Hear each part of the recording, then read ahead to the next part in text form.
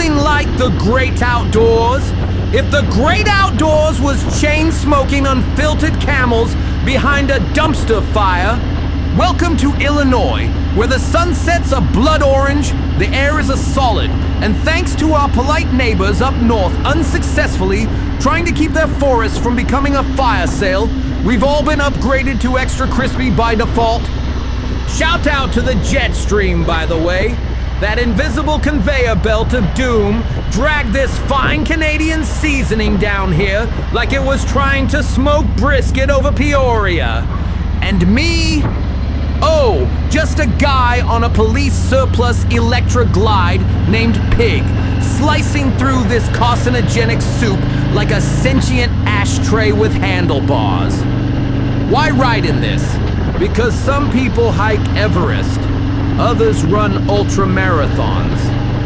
I prefer to slowly roast my alveoli at 65 miles an hour and document it on the .coms.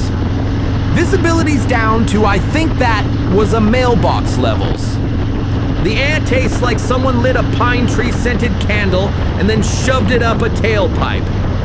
And the AQI, we're solidly in why are you outside, you absolute curmudgeon territory.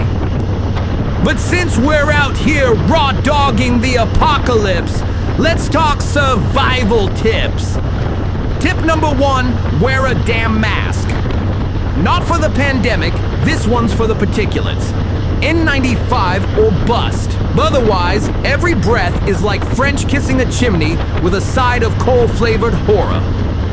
Tip number 2, use a helmet with a good seal and a drop-down visor. Keeps your eyes from watering like you just watched Old Yeller in a tear gas factory. Tip number 3, hydrate like your life depends on it. Because it does. Smoke dehydrates you faster than the squirts you get from a gas station burrito on a road trip. Tip number 4, take breaks. Preferably indoors. Preferably with HVAC. Preferably somewhere that doesn't smell like a Boy Scout jamboree gone terribly wrong. Tip number 5, don't be me. Ride another day. Or at least wait until your AQI isn't registered in Roman numerals.